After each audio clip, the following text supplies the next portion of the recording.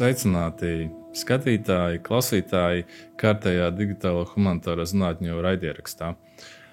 Un šodien mums ir ļoti īpašs viesis Ingūna Skadiņa, kas strādā ar valodu tehnoloģijām, arī viens no projektā partneriem Latvijas Universitātes Matemātikas informātikas institūts Mākslīgā intelekta laboratorija.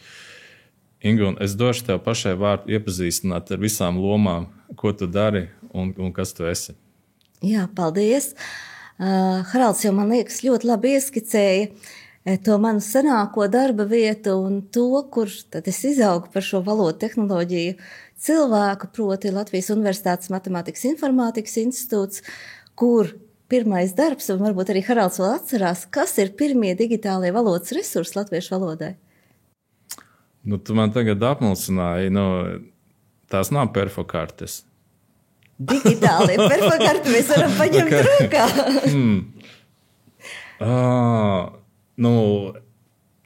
Tu man tā apmulsināji. Es teiktu, ka tā ir kaut kāda elektroniska vārnīca. Nē? Noteikti arī, bet patiesībā, ja varbūt skatās no manas skatu punkta un arī no Haralda tavas skatu punkta, tas ir Dainu skapis. 80. gadu vidū Folkloras institūts sadarbojās ar Latvijas Universitāti, un es kā jauna datorikas fakultātes, ja tajā laikā fizikas matemātikas fakultātes studenti, kopā ar saviem grupas biedriem nodarbojos ar to, ka digitalizēja Latviju dainas. Un tas bija pirmais latviešu valodas resurs digitālajā vidē. Ak, Dievs, cik skaisti. Saki, vai tas ir tas pats, ko es esmu lasījis, ko pēc tam Vairvīķa Freiberga ar vīru? Viņi arī kaut ko ir darījuši pie Dainu digitāli, bet tas bija cits, viņi tomēr nāk no Kanādas. Jā, tātad Kanādā šis darbs notika neatkarīgi, un tas patiesībā ir senāks, ja mēs skatāmies. Es tā kā stāstīju no savas perspektīvas, jā, tātad Imants Freibergs un Vairvīķa Freiberga tātad digitalizēja savus dainas un arī citas dainas Kanādā, un jā, tātad arī tika izveidot šās digitālais valodas, jā, datu bāzi, resursi. Cik interesanti. Es negaidīju, ka tu man šo izstāstīsi, bet man jāizmanto iespēju un jāpajautā, kā tad izskatījās tajos 80. gados tās digitalizētās dainas. Es domāju, gan kā jums cilvēkiem, kas to vadīja iekšā, un kāda bija piekļūstamība, ja kāds vēlējās to redzēt. Sāksim ar to, kā viņas tika ievadītas datoros. Tas ir laiks, kad parādās pirmie personalizētie datori. Bija Yamaha datori un bija arī padomju datori, kur nosaukumu es ātrumā neatcerēšos, un viņi tika vadīti iekšā kā teksta fails sākotnēji.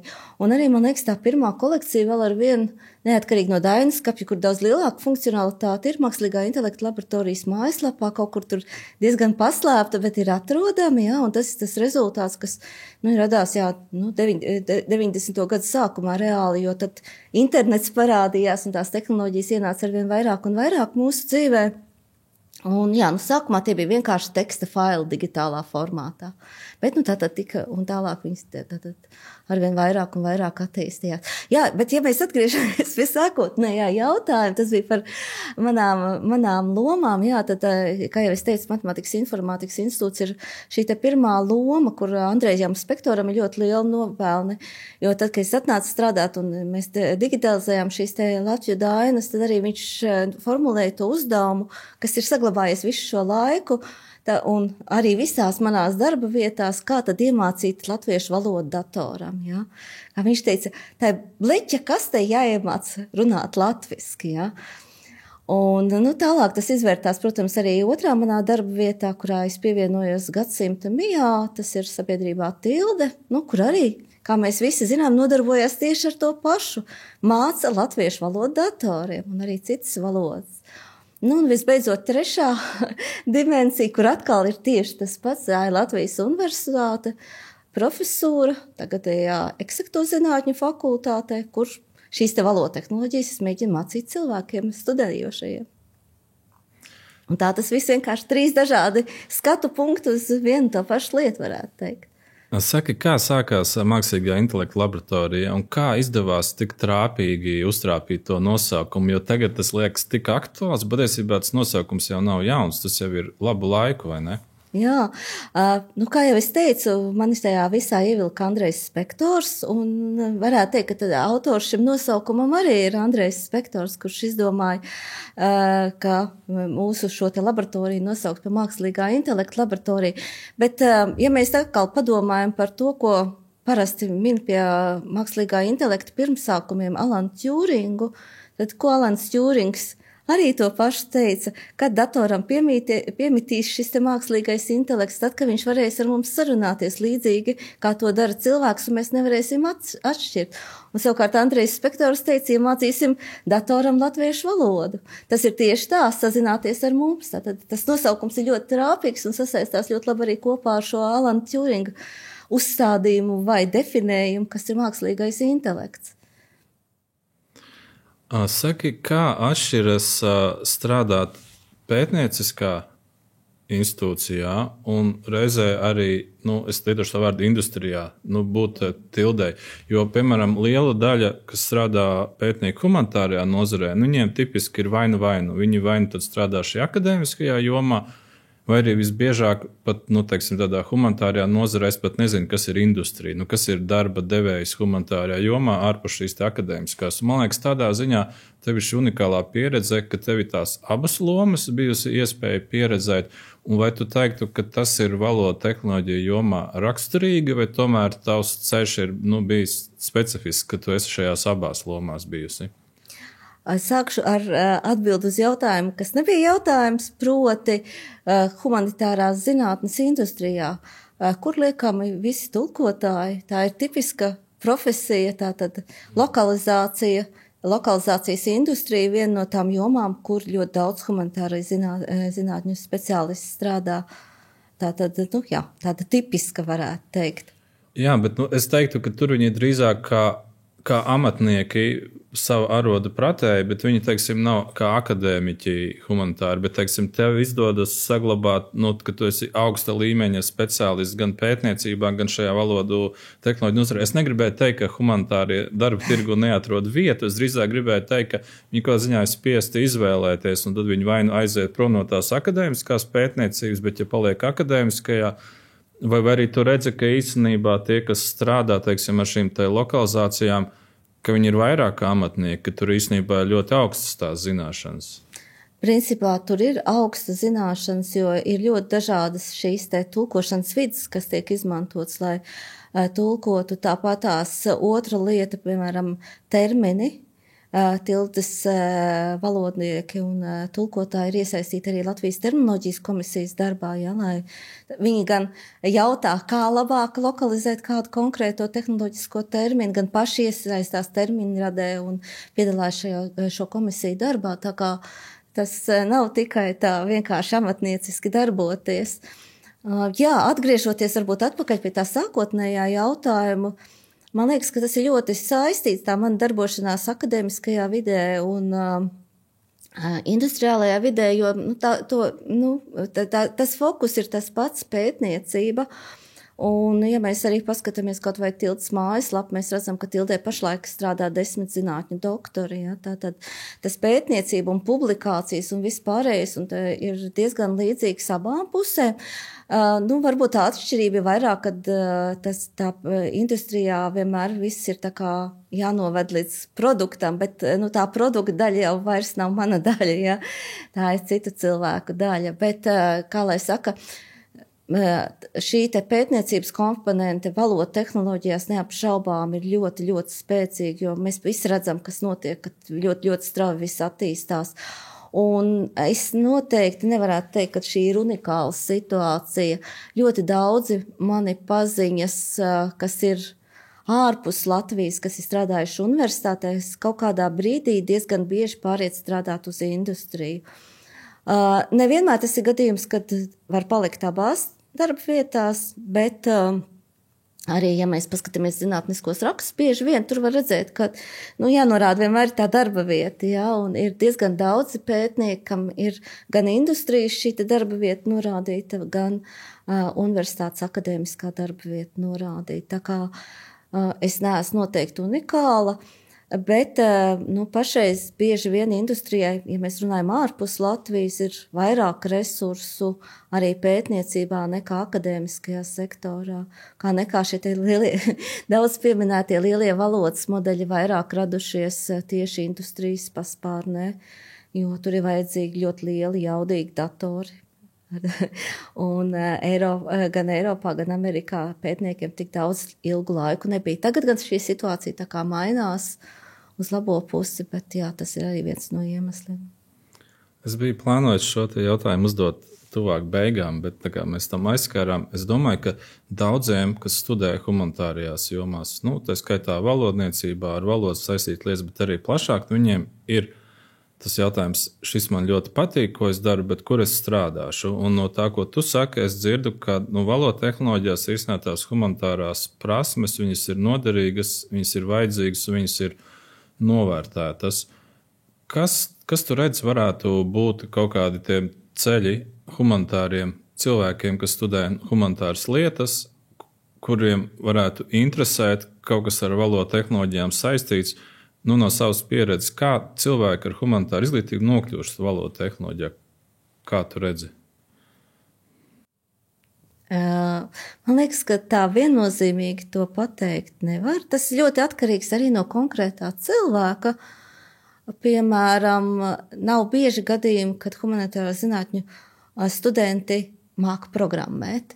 Bet mūsu valodu tehnoloģijas kursos, ko mēs lasām humanitāro zinātņu fakultātē, ir bijuši vairāk lieliski studenti, kas māk programmēt, un tad neapšaubām jau tā aciņa uz šām valodu tehnoloģijām jau ir, tā varētu teikt, kaut kādā ziņā jau nobruģēta, jau tā interese ir radusies. Otrs ir ļoti daudz un dažādas specifiski uzdevumi. Piemēram, ja mēs runājam par tildi, arī tildē strādā ne tikai tulkotāji un valodas redaktori. Valodas redaktors ir otra joma, ja? Tātad, bet arī, piemēram, botu treneri. Tātad, lai sarunu bots varētu sarunāties latviski, lai viņš mūs saprastu, viņš ir jāapmāca. Tur jāmāk ir valoda, tur jāmāk pastāstīt pareizi, iemācīt gan valodu, gan sapratni, un to daudz labāk var izdarīt cilvēks ar humanitārās zinātņu izglītību nekā datoriķis, jo datoriķim tā ļoti vienkārši viss liekas. Bet jā, tieši tas varbūt humanitāro zinātņu skatījums šajā kontekstā ir ļoti, ļoti vērtīgs un noderīgs. Tu sāki uzskaitījumā tieši ar tiem humanitāriem studentiem, kas māk vai mācās programmēt, un tad tu pieminēji šos te tulkus un redaktorus un botu trenerus. Bet vai tu teiktu, ka tomēr tā prasme programmēt ir būtisks kaut kāds avans, kas ļautu humanitāram cilvēkam iekļūt tajās valodu tehnoloģijās? Jo man šķiet, ka varbūt tādam botu trenerim vai redaktoram vai tulkotājiem pat nav nepieciešams tās programmēšanas prasmes, vai tomēr tas noder? Kā kurā gadījumā, tas atkal ir ļoti atkarīgs no konkrētās vajadzības. Mums tajā jautājuma klāstā bija valodu tehnoloģiju iniciatīvas jautājums, un tieši šodien nākot šurp saskrējos ar pasniedzēju, kas pašreiz humanitāro zinātņu fakultātē māca Python programmēšanas valodu. Un, tā mana sajūta ir, ka daudzos gadījumos tas ir liederīgi. Varbūt ne konkrētā valoda, bet varbūt tas pretējais skatījums no racionālā skatu punkta, ja, ka salikt, sastrukturēt, paskatīties uz lietām no vispārīgākas skatu punkta. Un otra lieta, kur varbūt ir ļoti labi, ka ir šīs te programmēšanas zināšanas, ir tas, ka, ja tās zināšanas nav un ja nav konkrētā rīka, ko varētu izmantot savā pētījumā, un tad jāgaida, lai tas datoriķis atnāk un saprogrammē, ir gadījumi, ka tā programma ir ļoti vienkārša un primitīva. Ja? Un tad ir labi, ja ir šīs zināšanas un cilvēks var pats izdarīt. Vakar bija tikšanās mums arī Delī Latvijas projektā, un Latvijas projektā atkal fonētiķi stāstīja, mums ir basic programmas skripti, kas mums fonētiskos datus apstrādā. Iespējams, ka tos skriptus uzrakstīja kāds cits, bet viņi ir iemācījušies viņus darbināt un var izmantot savos fonētikas pētījumos. Jā, paldies tev par komentāru, jo man pašam programmēt patīk, bet es zinu, ka lielai daļai humanitāro, kas vēl nav samērcējuši rokas nemaz, viņiem tā varētu būt barjera. Un es ar kādā ziņā piekrītu, ka varbūt tas uzstādījums nevis es kļūšu par izcilu programmētāju, bet kaut vai pamācīties mazliet, lai tu saprotu principus. Un tad jau tu pēc tam saproti, vai tev tas interesē vairāk, tu gribi vairāk ar to nodarboties, bet kaut vai saprast, kā tas strādā, tas noteikti ir liederīgi. Jā. Liels jautājums. Tu jau ieskicēji, kas notika 80. gados, un vai kā tu teiktu, kā vispār valodu tehnoloģijas ir mainījušās pēdējos 10 gados? Jo man cilvēkam, kas ir blakus, bet tomēr mazliet ārpusē, šķiet, ka tie lielie valodu modeļi ir piešķīluši tādu milzīgu uzrāvienu, un tas jau izplēš ārpus valodu tehnoloģiju jomas, viņi tagad dod to atdevi visapkārt. Bet tas kaut kādā veidā arī ir mainījis to, kas notiek valodu tehnoloģiju ietvaros. Kas ir tās zināšanas, kas ir tas vērtīgais, kas ir jāzina, kā tiek organizēts darbs. Vai tu arī redzi, ka ir tādas pārmaiņas, vai ka drīzāk tas tāds pakāpenisks process, un ka īstenībā dzīve ir apmēram tāda pat kā pirms 10 gadiem? Studentiem es saku, ka tā ir trešā revolūcija vai otrā revolūcija, kur ir viena iepriekšējā revolūcija bija internets, ja, ka vispār šī te iespēja, un pēc tam datoru parādīšanās, ka šī iespēja, tad apmainīties ar datiem vienkāršā veidā, tas, ka dati automātiski digitalizēti, nav tā, kā es stāstīju iepriekš, kad mēs ievadījām Latviju Dainas datorā, bet, teksti automātiski jau rodās digitālajā vidē. Jā, un šī ir šī te revolūcija, kad sanāca kopā 3 komponenti, kas ir vajadzīgi. Tas, ko vispārīgi mēdz saukt par mākslīgo intelektu, ja, kur ir ne tikai lielie valodas modeļi, bet arī visas citas mākslīgā intelekta tehnoloģijas, kas darbojas diezgan līdzīgi, tikai tur nav valodas. Tātad sanāca 3 komponenti kopā. Datu apjoms, kas nepieciešams šeit valodas apmācībai, lielie datorresursi un modeļi, paši mākslīgā intelekta modeļi, kas ir vajadzīgi, tā saucamā transformātora arhitektūra. Ja? Tad tika izgudrota algoritmi, kas mācīja iemācīties ar dziļās mašīnu mācīšanās metodēm valodu vai kādus citus datus un interpretēt. Tad 3 lietas dati, datorresursi un algoritmi, varētu teikt. Ja? Un tas izraisīja šo te uzplaukumu mākslīgā intelekta jomā vispārīgi runājot. Kā kurš min 2013. gadu, 2016. gadu, vai 2018. vai 2022. gadu. Ja? Tajā 13. 16. gadā parādījās tā pirmā lieta - neironu mašīnu tulkošana. Un tas bija tas sprādziens, ka tā kā tikai mašīnu tulkošanas jomā, tad tā modernā arhitektūra transformātori parādījās ap 18. gadu, un tad visi par to uzzināja 2022. gada beigās, kad iznāca ChatGPT. Kaut gan pirms ChatGPT jau bija GPT-1, GPT-2, GPT-3, bet viņš nebija padarīts tik publisks un tik vienkārši izmantojams. Ja? Bet principā varētu teikt, ka pēdējos 10 gadē ir notikusi tiešām tāds būtisks pārmaiņas. Un kā tas ir izmainījis valodu tehnoloģiju ikdienu? Vai tās prasmes, kompetences un ikdienas lietas, ko dara valodu tehnoloģija cilvēki, ir tās pašas, vai viņas arī ir būtiski citas tagad? Viss jau mainās. Ja strādā industrijā vai vienalga pētniecībā, visu laiku jau viss, kas mainās. Pašlaik tas vienkārši varbūt notiek daudz dinamiskāk un daudz ātrāk, ja, bet, teiksim, tātad 13. gadā es minēju, kad sāk parādīties šīs neironu mašīnu tulkošanas sistēmas, 2016.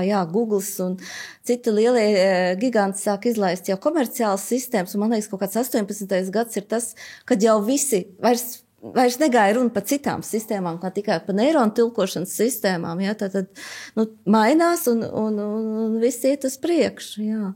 Un līdzīgi tā ir lielajiem valodas modeļiem. Labi, es tad nokomentēšu no savas puses. Es paspēju sākt mācīties programmēt, kad šie lielie valodu modeļi vismaz nebija publiski pieejami. Un tā bija dramatiski atšķirīga pieredze nekā tas ir tagad.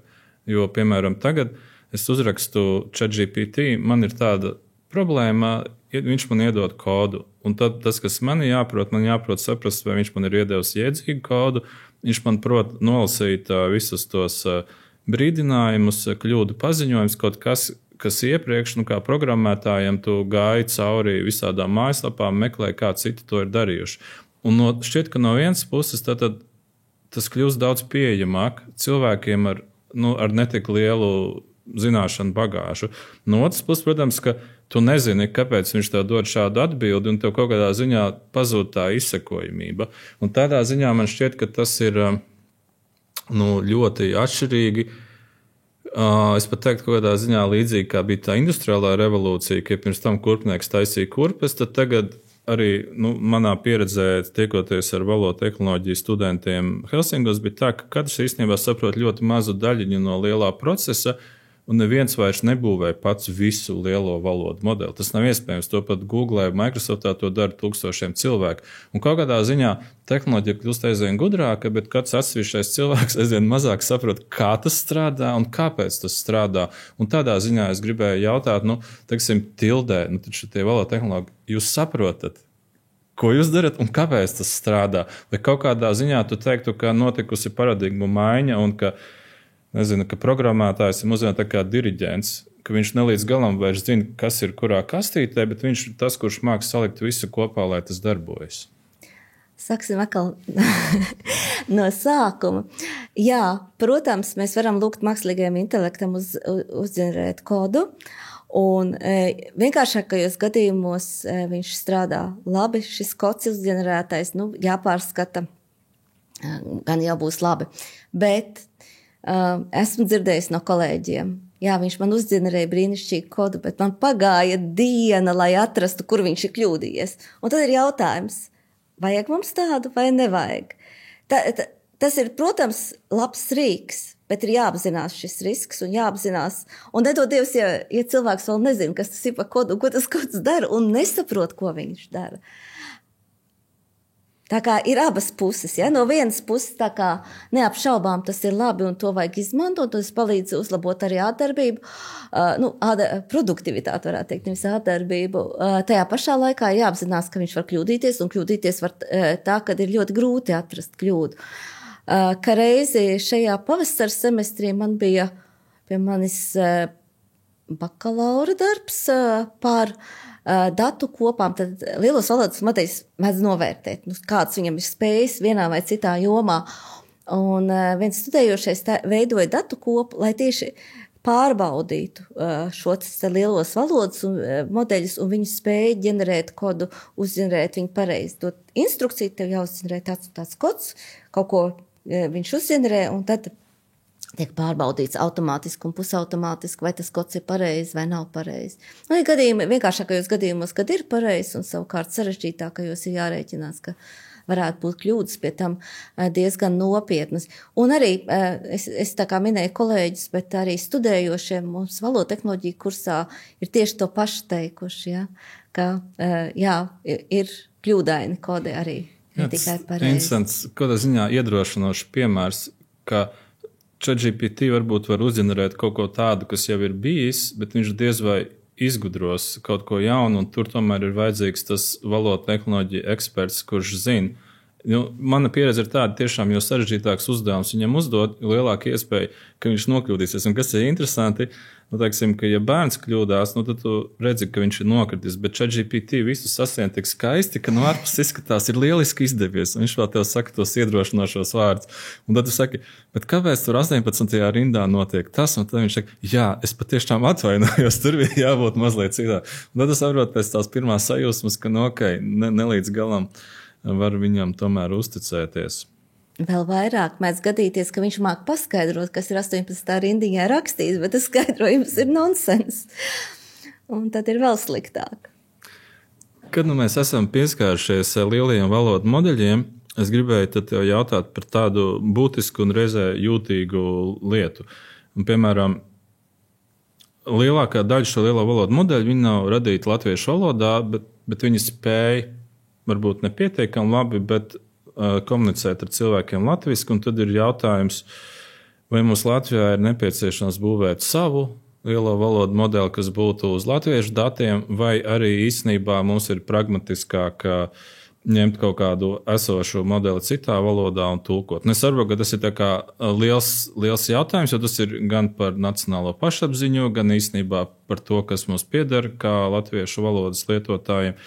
Un reizē arī pragmatisks tiem lietotājiem, kuriem tie modeļi ir jālieto. Un tūlīt es tam došu vārdu, un es atceros tieši Javiers no Norvēģijas Nacionālās bibliotēkas, viņš arī stāstīja par grūtībām, kas viņiem bija pārliecināt savus vietējos finansējumu piešķīrējus, kāpēc viņiem ir nepieciešams 2 gadus trenēt savu mākslīgā intelektā lielo valodu modeli.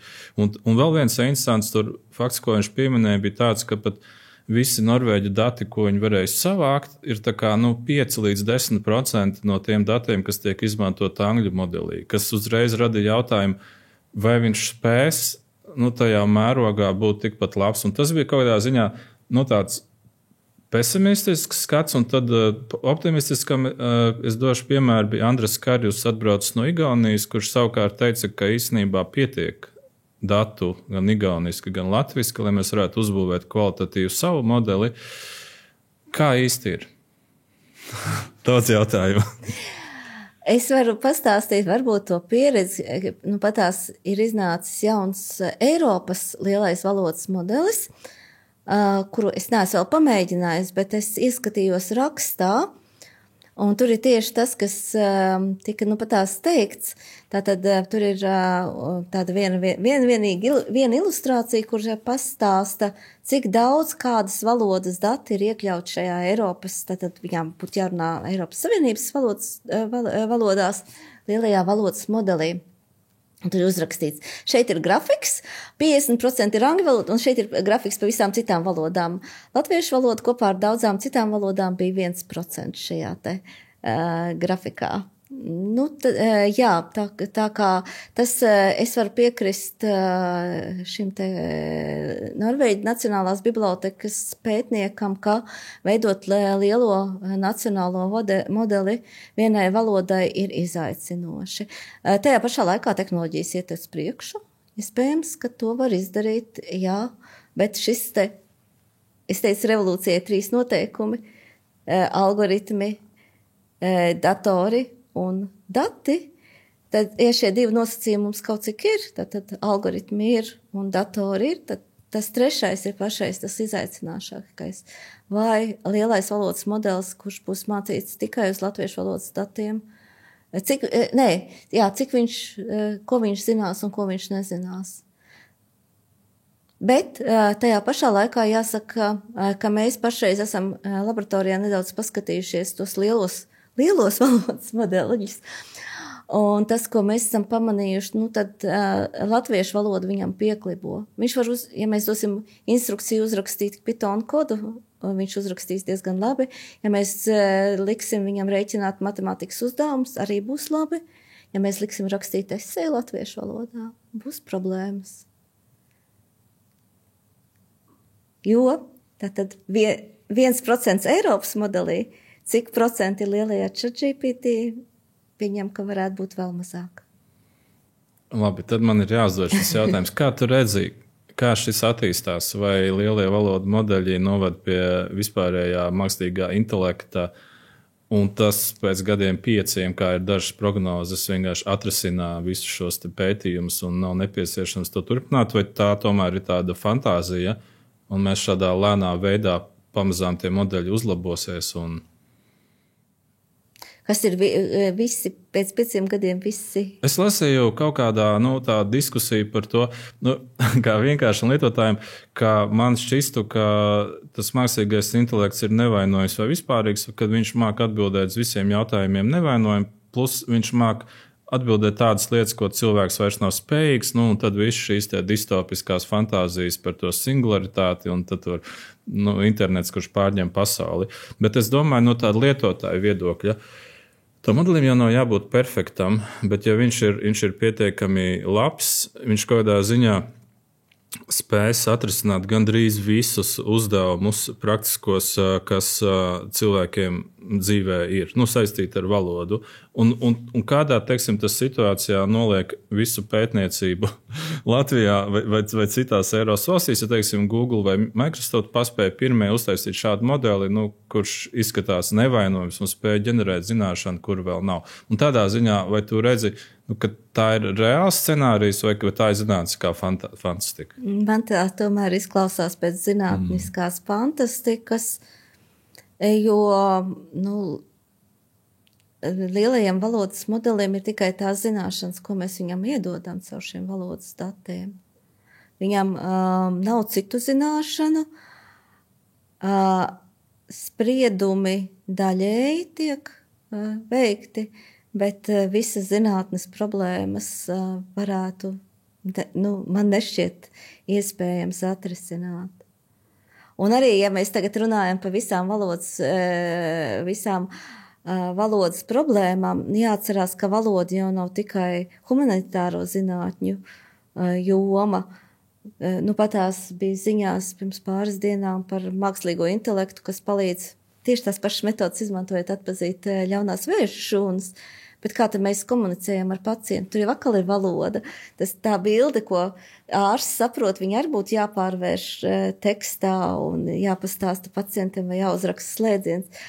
Un es domāju, ka tas ir diezgan nereāli domāt, ka pēc 5 gadiem tas viss būtu atrisināts. Pēc 20? Es arī neteiktu pēc 20. Okay. Tu redz, ka cilvēkam vēl vieta paliek, jā? Atkal atgriežoties vēsturē, arī man disertācija saucās, kas aizstāvēt pagājušā gadsimta beigās, latviešu valodas modelēšana mākslīgā intelekta sistēmās, bet reāli tas darbs bija mašīnu tulkošanas sistēma, iepriekšējās paaudzes mašīnu tulkošanas sistēma. Un tad disertācijas aizstāvēšanas laikā man pajautāja, jūs mašīnu tulkošanas sistēma māks tulkot dzeju? Vai ChatGPT tagad māk tulkot dzeju? Viduvēji. Es teiktu, tas, kā viņš mēģina radīt dzejojus, tas ir tāds 100-200 gadus veca izpratne par dzeju, bet es pieņemu, ka īstenībā viņš sako kaut kādai populārajai gaumei vai tam, ko vairums lietotāji no viņas sagaidītu. Man, kas interesējas par mūsdienu dzeju, man tas šķiet naivi, bet es kādā ziņā ticu, ka attiecīgi sabalansējot tos parametrus, viņi varētu uztrenēt, radīt ļoti modernu, ļoti mūsdienīgu dzeju. Es nezinu, tā ir mana fantāzija. Bet es tomēr arī redzu, vismaz pagaidām, ka cilvēkam vēl paliek vieta. Tas man mierina, jo man no vienas puses tas tehnikas triumfs, viņš man sajūsmina, bet reizē arī biedē, jo viss tik strauji mainās. Un kaut kādas tās zināšanas, kas mums bija pirms gadiem 5-10, tagad, kurš ir, labi, es pārspīlēju, bet daudz mazākām zināšanām, bet zināšanām, kur to meklēt, tas ir kļūst pieejams visiem. Un tas kaut kādā ziņā maina to, kā mēs dzīvojam un kas ir mūsu vērtība kā pētniekiem, kā zinātniekiem. Vēl varbūt tāds mazs akmentiņš šajā dārziņā. Arī no humanitāro zinātņu fakultātes esmu dzirdējusi, ka studējušie diezgan daudz izmanto dažādu eseju un citu veidu sacerējumu, nobeigumu darbu un citu sacerējumu rakstīšanā. Un šie sacerējumi ļoti jauki un skaisti. Un mākslīgais intelekts liek arī atsaucas un ģenerē literatūras sarakstu. Un tur sākās, bet tādi darbi var arī neeksistēt, uz ko atsaucās mākslīgais intelekts.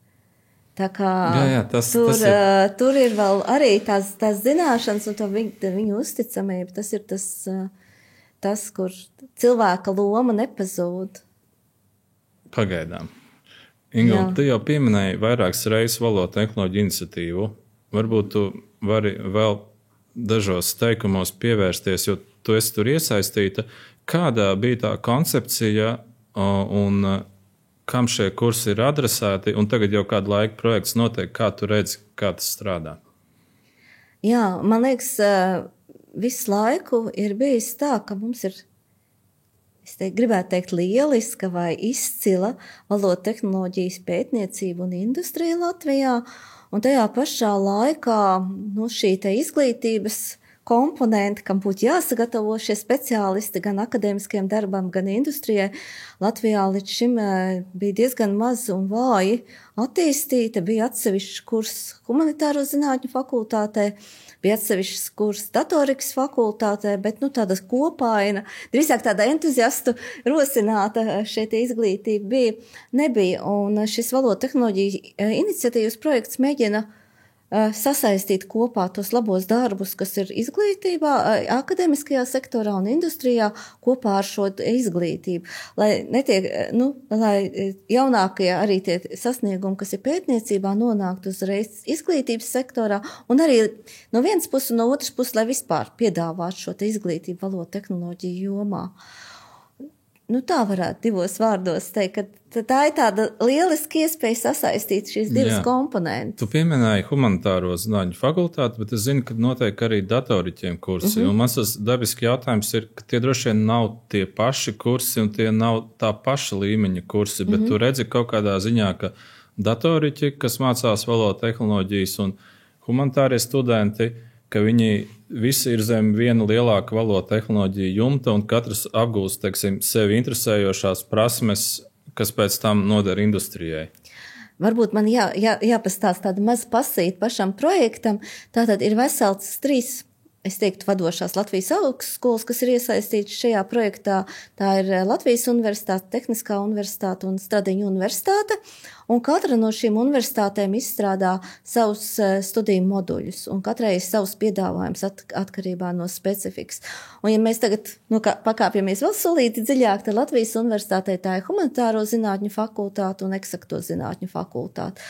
Un savukārt, runājot par eksakto zinātņu fakultāti, tātad tur tiek piedāvāts modulis valodu tehnoloģijās bakalaura līmenī, un pašreiz mēs pabeidzam arī maģistra līmeņa šo studiju moduli. Un, protams, tie kursi ir atšķirīgi. Tātad, ja mēs runājam par šo te bakalaura līmeni, tad tur ir 3 kursi. Tas pats pieminētais Python kurs, tad dziļās mašīnu mācīšanās kurs, tur iemācās tos algoritmus gudros. Un tad, balstoties uz šiem 2 kursiem, tad tā kūciņas ķirsītas uz kūciņas ir šis valodu tehnoloģija kurs, kurš izmanto tās pamatzināšanas, ko bakalaura līmenī studēt iegūst. Savukārt, maģistra kurs modulis ir orientēts jau cilvēkiem ar zināšanām. Tur vēl ar vienu ir šī dziļās mašīnu mācīšanās komponente, bet atkal padziļināti. Un savukārt valodu tehnoloģijās mēs vairs nestāstam arī pamatus, bet atsevišķās nodaļas būs iekļautas, kuras ir tieši tā specializācija, kas Latvijā ir. Būs par mašīnu tulkošanu, būs par runas sistēmām, balss talka noteikti dzirdēta, būs par sarunu botiem un citām lietām, ko tieši Latvijā mēs taisam un kas varētu būt noderīgi studējošajiem, lai strādātu vai nu industrijā, vai akadēmiskajā sektorā, vai varbūt būs veidots pašam savu jaunu uzņēmumu. Ja kādu interesē šie kursi, vai tie ir brīvi pieejami visiem, jo es pagājušajā runāju ar Edvardu Kuku no IZM, un viņš teica, ka protams, tie ir primāri fokusēti uz studentiem, bet vismaz daļa esot pieejami arī jebkuram interesantam.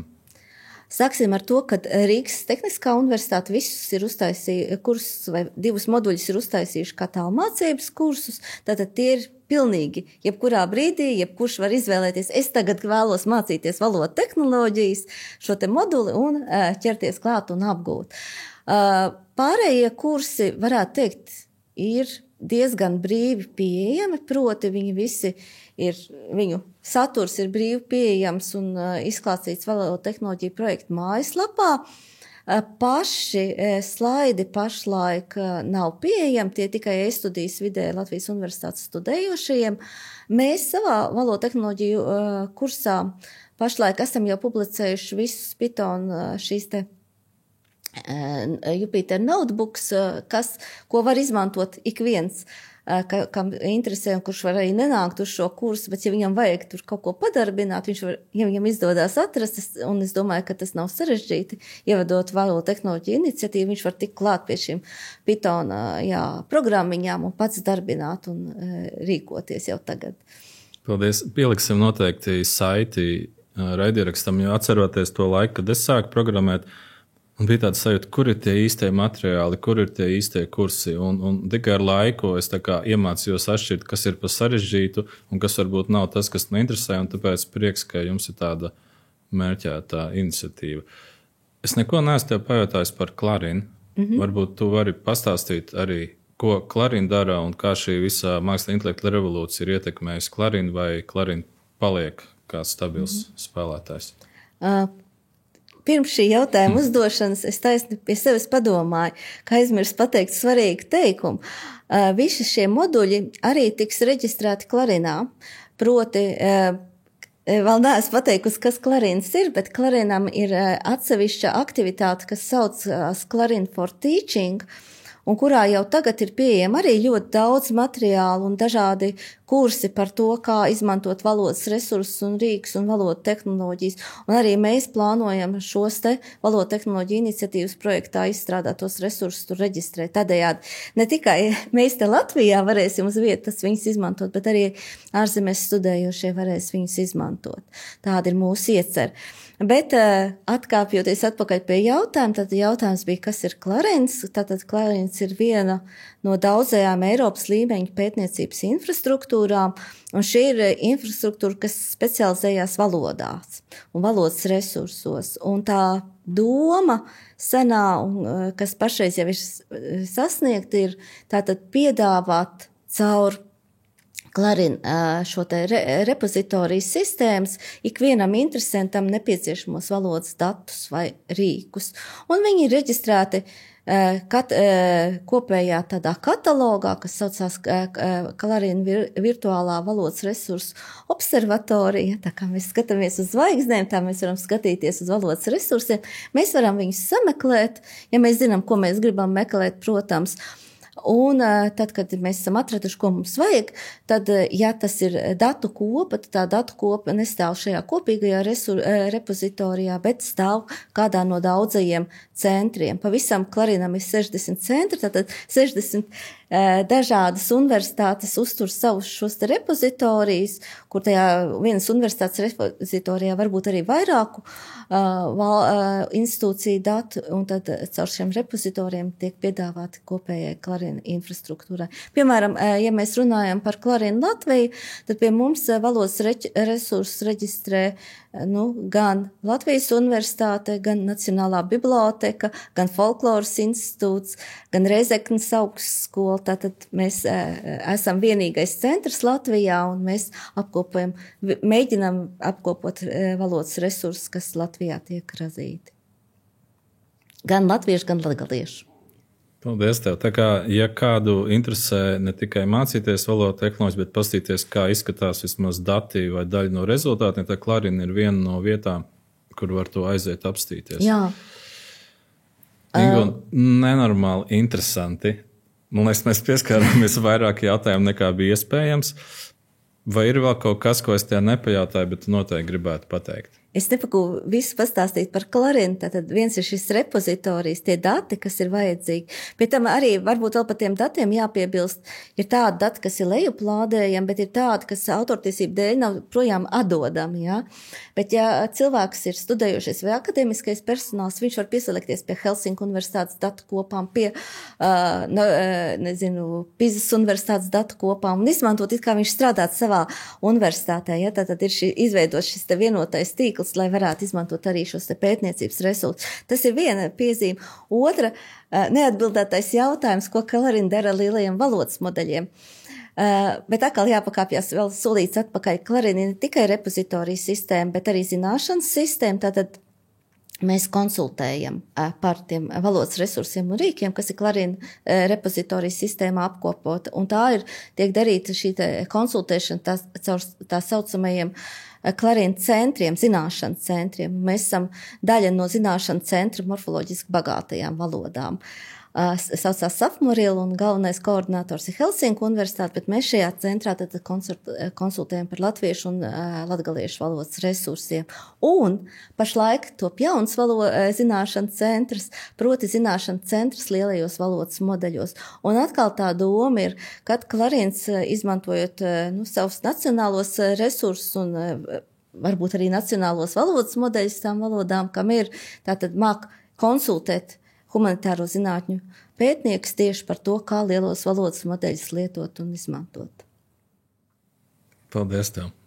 Man liekas, ļoti daudz saites un pavadienu, tā kā tiem, kur kāds kaut kas interesē, zināsiet, kur meklēt. Paldies, Ingu, un ka tu esi šī te valoda tehnoloģija vēstnese, ne tikai strādā, bet arī runā par šo un cilvēku par to zina. Paldies tev! Paldies!